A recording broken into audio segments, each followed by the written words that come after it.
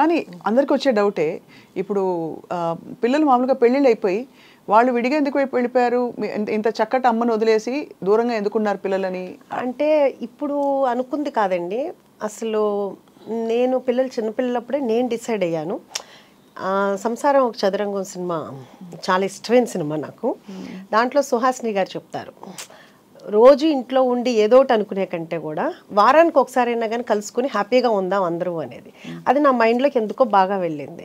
అలాగే కాకుండా శౌర్య కూడా చిన్నప్పటి నుంచి వాడు ఎందుకు అనేవాడో తెలియదు, వాడు 2nd క్లాస్ అట్లాగా, అమ్మ మ్యారేజ్ అయిన తర్వాత మాత్రం నేను కలిసి ఉన్నమ్మా, ఇద్దరు మంచోళ్ళు ఒకటే చోట ఉండకూడదు అంట. ఏరా నేను మంచిదాన్ని నీకు తెలిసేమో, నీకు వచ్చే వైఫ్ ఎలా మంచిదని నీవు ఎలా అనుకుంటావు అది అనేదాన్ని సరదాగా అందరూ అనేవాళ్ళు.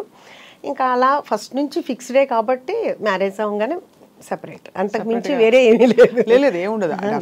అది చాలా కామన్ గా జరుగుతున్నది, మంచిది కూడా. కానీ మీరంతా చక్కగా గలగలగలా అని ఉన్నారు. మామూలుగా ఎక్కువ మాట్లాడరు, కొంచెం సీరియస్ గా ఉండేవాళ్ళంటే కొంచెం విడిగా ఉండడానికి ఇష్టపడతారు అనుకోవచ్చు. కానీ అదే అందుకే డౌట్ వచ్చి అడిగాను. అంటే గలగల మాట్లాడే వాళ్ళతో ప్రాబ్లం అండి, అది కూడా కదా గవాలనా, అయితే నేను జాగ్రత్త పడాలన్నమాట.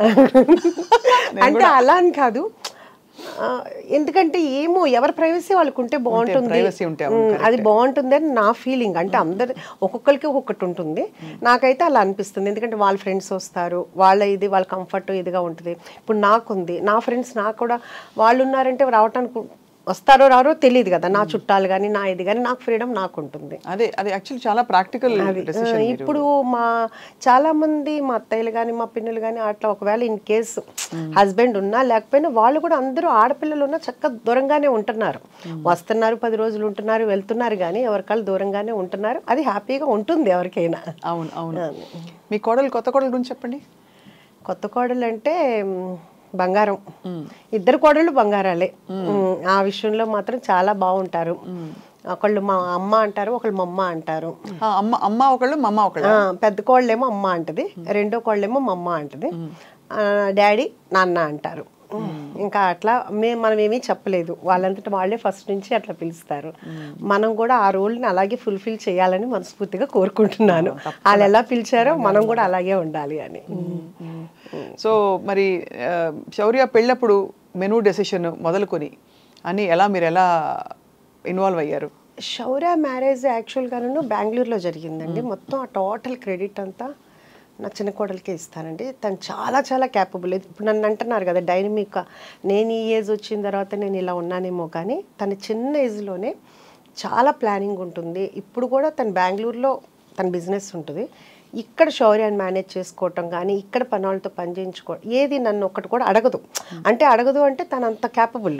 ఏమన్నా అన్నాను అనుకో, ఏమన్నా కావాలా, ఎందుకు మమ్మ మీరు బిజీగా ఉంటారు, ఎందుకు నేను చూసుకుంటా కదా అని, అంత క్యాపబుల్.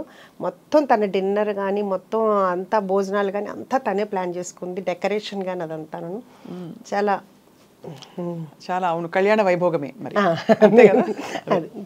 శౌర్య సక్సెస్ చూస్తే మీకు తల్లిగా చాలా ఆనందం వేస్తుందేమో కదా. అది ఎవరికైనా ఉండేదే కదండి. అంటే అందులో తెరపై ఇది అన్యూజువల్ ప్రొఫెషన్. మామూలుగా ఇంజనీర్లు అవుతారు, ఇంకా ఏదో లెక్చరర్లు అవుతారు, ప్రొఫెసర్లు అవుతారు, ఇవన్నీ ఓకే. కానీ తెర మీద కనిపించి అలా లక్షల మందిని, కోట్ల మందిని మెప్పించడం అంటే మామూలు విషయం కాదు. అది ఓకే, అది బై గాడ్స్ గ్రేస్ తనకు వచ్చిందండి. కానీ స్టిల్ ఇప్పటికి కూడా నాకు అంత అది నా కొడుకు హీరో అయ్యాడు అనే హ్యాపీనెస్ నాకు అలా ఏముండదు. ఇప్పుడు నా పెద్ద కొడుకు ఎట్లాగా తను అక్కడ చేసాడు, నాకు దానికన్నా ఇంకా ఇలా ఉంటే ఇంకా బాగుంటుందేమో నా ఫీలింగ్ అండి. నాకు పెద్దగా సెలబ్రిటీ అని కానీ నా కొడుకు హీరో నాకు అలా అనిపించుకోవాలని కానీ ఆ ఫీల్ లేదు, ఇప్పుడు కూడా లేదు. సో నాకు అదేమి పెద్ద ప్లస్ పాయింట్ అయితే కాదు, అది మాత్రం ఓపెన్ అండి. ఇద్దరు అబ్బాయిలు ఎవరు ఎక్కువ అల్లరి చేసేవారు చిన్నప్పుడు?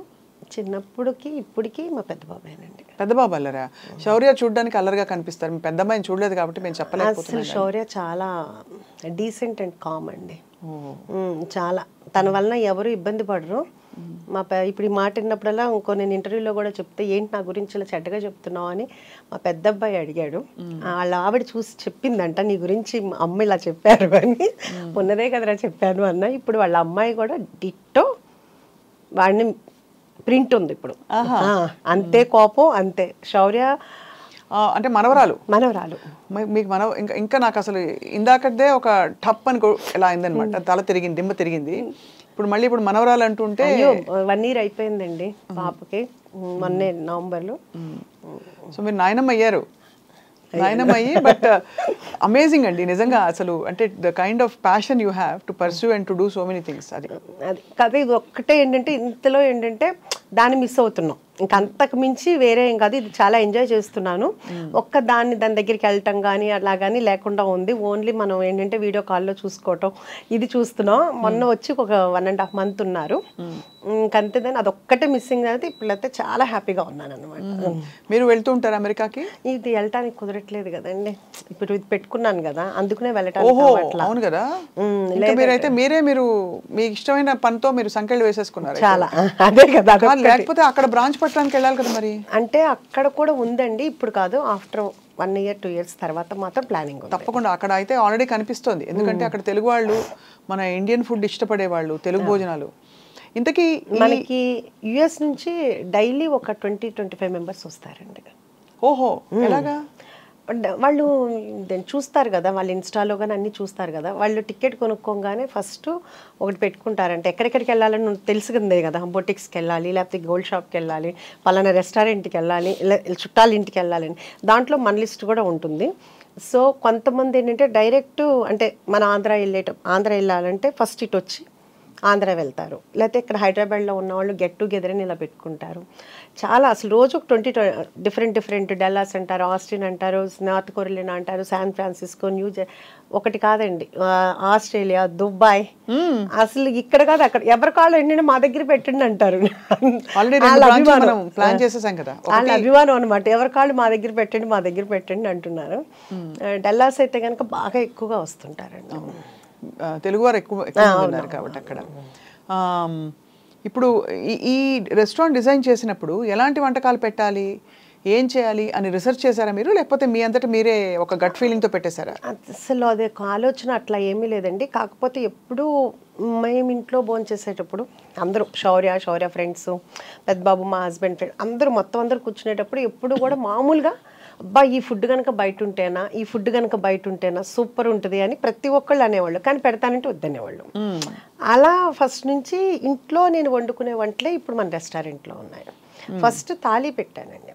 అంటే సౌత్ ఇండియన్ ఉంటుంది, చైనీసు, నార్త్ ఇండియను, తండూరి కాకుండా నేను కుక్కర్ పలావ్ అనేది ఒక 5 కుక్కర్లు కొన్నానండి. అది ఇప్పుడు దాకా ఎవరికి తెలియదు కదా అన్న ఉద్దేశంతో నేను కుక్కర్ పలావ్ ఇంట్లో చేసినట్టు చేద్దాము, ఎవరి కుక్కర్ వాళ్ళకే రెడీ చేసి ఇద్దాము అని ఒక 5 కుక్కర్లు కొన్నాను. తాళి ఒకటి పెట్టానండి. తాళి పెడితే ఒక 1 month బాగా నడిచిందండి. ఆ తర్వాత తాళీలో మొత్తం అండి అన్నం, పప్పు, కూర, అన్ని మొత్తం అండి, చాలా అంత మజ్జిగ పులుసు, పచ్చి పులుసు, పప్పుచారు, రసము, ఒక పులిహోర, లేకపోతే ఏదైనా ఫ్లేవర్ రైస్, ఒక స్వీటు, పప్పు కూర, ఒక ఫ్రై, రోటి చట్నీ, మొత్తం అన్ని కర్రీ, అన్ని పులుసు, అన్ని అంతా. అది బాగా ఉందండి, అది బాగా పెట్టాలని అనిపించేది. పెట్టాము అలా ఒక 1 month రన్నింగ్ అయింది, బాగుంది. కానీ తర్వాత అనుకోకుండా ఈ కుక్కర్ పలావ్ అనేది లైమ్లైట్లోకి వచ్చేసింది. వచ్చిన ప్రతి ఒక్కళ్ళు మనకి 95% కుక్కర్ పలావ్ లేకుండా ఆర్డర్ చేయరండి కంపల్సరీగా. సో ఆ బిజీలో ఈ తాళి అనేది వెనక్కి వెళ్ళిపోయింది. ఇంకా దాంతో ఏంటంటే ఇప్పుడు తాళి ఆపేసాము. ఆ ప్లేస్ కూడా కొంచెం చిన్నది మనకి. సో 2 కావాలంటే కనుక కష్టం అవుతుంది. రేపు కొంపల్లో పెట్టేటప్పుడు అయితే తాళి ప్లాన్ ఉందన్నమాట. ఓకే. కుక్కర్ పలావ్ అంటే బేసిక్గా మీరు అన్ని వేసేసాక కుక్కర్లో పెట్టేసి ఆ ఇండివిజువల్ కుక్కర్ అలాగే సర్వ్ చేస్తారు? అంతేనండి, అంతే. అది కూడా ఎట్లా అంటే కనుక ఎవరి కుక్కరు అప్పుడు పొయ్యి మీద నుంచి రాగానే ఫస్ట్ డైరెక్ట్ వెళ్ళిపోవాలంటే మీకు పొగలు కక్కుతా వస్తుంది అనమాట. అందుకుని మనకేంటంటే ఇప్పుడు ఫస్ట్లో చాలా ఇబ్బంది అయింది. ఇప్పుడు ఏంటంటే ప్రీ ఆర్డర్ ఉందండి. వాళ్ళు వచ్చే ముందే కాల్ చేస్తారు. కాల్ చేస్తే మనం అన్నీ చేసి పెడతాము. వాళ్ళు వచ్చిన తర్వాత మనకి చెప్తే అప్పుడు మనం ఆన్ చేస్తాము. అప్పుడు 20-25 minutes పడుతుంది. వీళ్ళు ఈలోపు సూప్స్ లేకపోతే కానీ స్టార్టర్స్ అయ్యేలోపు అది కూడా వచ్చేది. ప్లానింగ్ కావాలైతే ఇప్పుడు చాలా హ్యాపీగా ఉందండి. కాకపోతే ఇప్పుడు కుక్కర్ పలావ్లో మళ్ళీ ఫ్లేవర్స్ ఒకటి పెంచామండి. అంటే ఫస్ట్ ఏమో మాంసం పలావ్, కోడి పలావ్, రొయ్యల పలావ్, వెజిటబుల్. ఇప్పుడు అందరూ ఒక్కొక్కళ్ళు 50 సార్లు 60 సార్లు తింటున్నారండి అక్కడికి వచ్చి కుక్కర్ పలావ్. ఇంకా వాళ్ళకి బోర్ కొట్టలేదేమో కానీ వాళ్ళు అలా తింటుంటే నా మనసుకు నచ్చట్లేదు. అసలు యాక్చువల్గా వాళ్ళు ఎవరూ అడగలేదు. అంటే ఒక తల్లిగా అనిపిస్తుంది కదా, అబ్బా పిల్లలకి ఏదో ఒకటి చేసి పెట్టాలి అనే ఫీల్ ఉంటుంది కదా. అట్లా నా దగ్గరికి వచ్చేవాళ్ళు వాళ్ళు అడగల, వాళ్ళు బోర్ కొట్టకుండా అదే తింటున్నారు. కానీ వాళ్ళకి ఏదో ఒకటి చెయ్యాలి అని ఇప్పుడు ఏంటంటే అన్నిట్లో పండుమిర్చి ఫ్లేవర్ కలుపుతాం, మటన్ కానీ వెజిటబుల్లో కానీ లేకపోతే కోడి పలావ్లో కానీ, అట్లాగే గోంగూర, అలాగే చింతకాయ, అలాగే అదేంటి ఇంకా అట్లా వాళ్ళకి ఏ ఫ్లేవర్ కావాలంటే మనం వాళ్ళకి అన్నీ చేసి పెడుతున్నాం అనమాట. శౌర్యకి వంట వచ్చండి? శౌర్య బాగా వచ్చండి. అంటే వంట వచ్చా అంటే రుచులు తెలుసా అని? చాలా బాగా అండి, చాలా బాగా, అసలు చాలా ఫుడ్డీ అండి. కాకపోతే ఇప్పుడు లక్ష్య సినిమా అంటే 2019 నుంచి డైట్లో ఉంటుంది. ఇది పాపం సినిమా వాళ్ళకి అదొక ఇబ్బంది కదండి. అవునవును, సినిమా ఇండస్ట్రీలో ఉంటే చాలా. ఇప్పుడు అసలు తినమన్నా తినట్లేదండి. ఇప్పుడు ఏంటంటే మొన్న వచ్చాడు, వచ్చి ఏరా ఏం తింటావు అంటే, అమ్మ నాకు వద్దమ్మా అన్నాడు. అదేంట్రా ఏదో ఒకటి అంటే, నేను సలాడ్ తిన్నా అంటే, మేము సలాడ్ చేస్తూ ఉంటాం. ఓహో మీరు సలాడ్ కూడా చేస్తారా అని ఇంకెళ్ళేటప్పుడు అన్నాడు. సరే ఈసారి చూడు నువ్వు నా సలాడ్ ఎంత బాగుంటుందో. ఓకే అందరికీ మేమేం చేయమేమో కానీ మా చెఫ్ చేస్తారు, చాలా బాగుంటుంది, మేము తింటాము అన్నా. అదే అండి, అందుకని ఇప్పుడు మాత్రం చాలా డైట్లో ఉంటున్నాడు. అవును, చాలా కష్టం కదా. మీరు మరి రెస్టారెంట్లో ఆఫ్ కోర్స్ భోజనం దగ్గర ఉప్పు కారం నూనె పడకపోతే కష్టం, మంచి రుచిగా ఉండాలంటే. మరి మీకు ఆలోచన వచ్చినప్పుడు హెల్తీగా పెట్టాలా, ఇలా చేయాలా, హెల్త్ రెస్ట్రిక్షన్స్ ఉంటాయా అని మీరు ఏం ఆలోచించారు ఉష గారు? అంటే నేను మనమైనా ఇంట్లో కూడా చేస్తాం కదా, ఇప్పుడు ఇంట్లో కూడా ఆలోచిస్తాం కదా. అంటే నేను ఇంట్లో ఎప్పుడు అలా ఆలోచించలేదండి. ఎవరన్నా డైట్ చేస్తాననే నేను ఒకటే చెప్తాను, డైట్ ఎందుకు చేయాలి, తినేటప్పుడు తినండి, ఎక్సర్సైజ్ చేసేటప్పుడు ఎక్సర్సైజ్ చేయండి. పడాల్సింది పడాలి, భగవంతుడు ఇచ్చాడు తినటానికి. ఇప్పుడు అంతే కదండి, ఎప్పుడో అంటే ఒక ఏజ్ వచ్చిన తర్వాత ఎలాగో తప్పదు, ఇప్పుడు నుంచి డైట్ ఎందుకు అని నాకు ఇప్పుడు కూడా దాని విషయంలో మాత్రం నేను దానికి ఏకీభవించడం, ఎవరైనా చేస్తానని ఒప్పుకోను. పిల్లలు అనేది తినాలి, ఫుల్గా తినాలి అని. అందుకని నేను మా పిల్లలకి కానీ మా ఇంటి దగ్గరికి వచ్చిన అందరికీ ఫుల్గా పెట్టడమే నాకు అలవాటు, అలాగే తినేవాళ్ళు అందరూ. సో ఇప్పుడు కూడా నేను ఎక్కడ కూడా మన దగ్గర శౌర్య అడిగాడు, చెప్పాడు, అమ్మ ఏంటమ్మా నీకు జీడిపప్పు, మీకు ఏమైనా జీడిపప్పు తోట ఏమైనా ఉందా అని అడుగుతున్నారు నన్ను అందరూ. ఏంటి జీడిపప్పు నెయ్యి బాగా వేస్తున్నావు అంట కదా, బాగా పేరు వచ్చింది అన్నాడు. అవునరా మరి వాళ్ళు తినాలి కదా, మంచిగా ఉంటుంది కదా అని చెప్పి. అందుకే మన దగ్గర జీడిపప్పు నెయ్యి అన్నీ ప్యూర్ ఉంటాయండి. అంతా ఫ్యాట్ ఫుడ్ అని అనుకున్న రోజు తినరు కదండి, వారానికి ఒకసారి తింటారేమో. కానీ ఒకటి మన దగ్గరికి వచ్చేవాళ్ళు నేను రోజు మాట్లాడుతూ ఉంటాను, రోజు అంతమంది వచ్చేటప్పటికి నాకు కొంచెం మెమరీనే మామూలుగా తక్కువ. సో అడుగుతుంటాను, ఏమా ఎలా ఉంది, ఇది 11వ అండి, ఇది 50వ అండి, మీరు మమ్మల్ని పలకరించారండి, మేము హర్ట్ అవుతున్నాం, మీరు మమ్మల్ని గుర్తుపట్ల, ఇట్లా అంటుంటారన్నమాట. సో అందరూ చాలాసార్లు వచ్చేసే ఉంటారు, ఈ వారంలో 3వ అండి ఇది, అట్లా చెప్తుంటారు. సో వీళ్ళందరూ ఇంత ఆదరించినందుకు నిజంగా వాళ్ళందరి నాకు ప్రతిసారి వాళ్ళు వస్తున్నప్పుడల్లా నాకు అసలు దేవుడు పంపించిన వాళ్ళకి మళ్ళీ అనిపిస్తారండి. ఎందుకంటే నేను లోపల పెట్టాను, మన యాంబియన్స్ కూడా ఎంజాయ్ చేస్తామని అంటారు, నాకు దాంట్లో అర్థం అవ్వదు. మీరు ఒకసారి చూసి చెప్పండి, అందరూ మీ యాంబియన్స్ని ఎంజాయ్ చేస్తున్నామండి అంటారు, చాలా నార్మల్గా ఉంటుందండి. అంటే వాళ్ళ అభిమానమో మరి ఏమో అర్థం కాదు. అట్లా నాకు ప్రతి ఒక్కళ్ళు కూడా నా ఫ్యామిలీ లాగా అనిపిస్తారు. వాళ్ళు కూడా ఏంటంటే నేను వెళ్ళంగానే వాళ్ళు చాలా సంతోషంగా నాతో మాట్లాడతారు, మీకోసమే వచ్చామండి, మీ యూట్యూబ్ చూసాము, మీ ఇంటర్వ్యూ చూసాము అని అంత అభిమానంగా వస్తుంటే వాళ్ళందరినీ అసలు ఇప్పుడు నా పిల్లలు కొంచెం దూరంగా ఉన్నా కానీ అది మర్చిపోతున్నాను అనమాట. అంత చాలా ఆనందంగా ఉంది. మీరే స్టార్ అయిపోయారు ఇప్పుడు. అలా ఏం లేదులేండి, అలా అభిమానం అండి. నేను ఇది ముఖస్తుతికి చెప్పట్లేదండి, బికాస్ ఒకటి మీరు మీ చక్కగా చిరునవ్వుతో మీరు ఎంత విల్లింగ్గా హ్యాపీగా పంచుకుంటున్నారు మీ విశేషాలు, అలాగే మీ భోజనం పెట్టే తీరు కూడా అర్థమైపోయింది, మీరు ఎంత మనస్ఫూర్తిగా పెడతారు. అవునండి, ఎందుకంటే అది మా మదరు అలాగే పెట్టేవాళ్ళు ఇంట్లో, మేము చిన్నప్పటి నుంచి అలాగే చూసి పెరిగాము.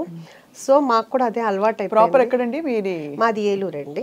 మా ఫాదర్ రెసిడెన్షియల్ కాలేజ్ అదంతా ఉండేది, ఆయన లెక్చరర్ అయ్యి తర్వాత రెసిడెన్షియల్ కాలేజ్ పెట్టారు. సో మేము చిన్నప్పటి నుంచి మా ఇంట్లో ఎప్పుడు మనుషులు ఉండేవాళ్ళు, ఎప్పుడు వండి పెట్టడమే అమ్మకు అలవాటు. ఇంకా అలా చూడటం వలన ఏమో కానీ మ్యారేజ్ అయిన దగ్గర నుంచి మా హస్బెండ్ ఫ్రెండ్స్ని తీసుకురావటం, ఆ తర్వాత పిల్లలు వాళ్ళ ఫ్రెండ్స్ అందరు ఇంట్లో ఉండటం, ఇంకా తర్వాత నేను ఐరా క్రియేషన్స్ స్టార్ట్ చేసిన తర్వాత అప్పుడు ఆఫీస్కి రోజు నేనే వంట చేసి తీసుకెళ్ళటం అంతమందికేను. ఎప్పుడన్నా అది నేను అంతమందికి ఒక్కొక్కరికి 4 కేజీలు 5 కేజీలు వండి చేసి తీసుకెళ్ళేదాన్ని. ఎప్పుడన్నా ఒకరోజు నాకు కుదరకో లేకపోతే ఊరెళ్ళో కర్రీ పాయింట్ దగ్గర నుంచి తీసుకొస్తే అస్సలు కదిలేవి కాదండి.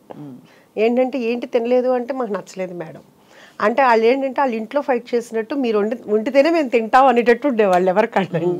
అందుకని రోజు వంట చేసి తీసుకెళ్ళేదాన్ని. షూటింగ్ కూడా నేనే మీరే తీసుకెళ్ళేవాళ్ళు మొత్తం.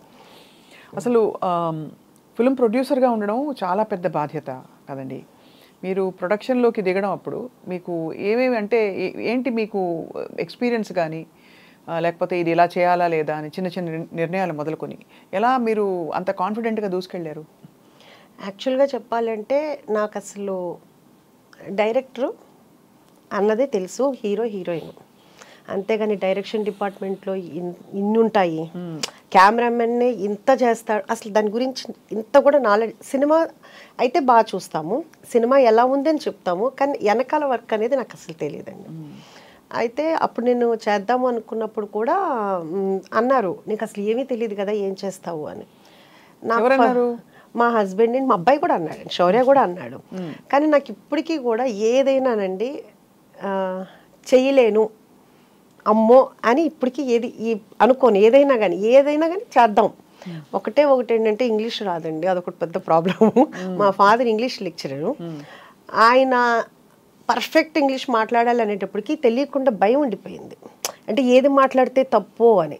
ఆ భయం ఆయన వెళ్ళిపోయిన తర్వాత కూడా పోలేదనమాట. రాయటం రాస్తాను, మాట్లాడాలంటే ఆ భయం అనేది పోయింది, భయం అనేది ఉండిపోయింది. అదొక్కటి తప్పితే ఇంకా నాకు ఏదైనా కానీ ఇది చెయ్యలేను అని కాదు, ఏదైనా చేద్దాము నేర్చేసుకుంటారు అసలు. అంటే అది ఏమీ కష్టం అనిపించదండి, అదొక విల్ పవర్ అవ్వచ్చు, మరి దేవుడిచ్చిన వరమే అవ్వచ్చు అదే. సో అందుకని చేద్దామని అనుకున్నాము.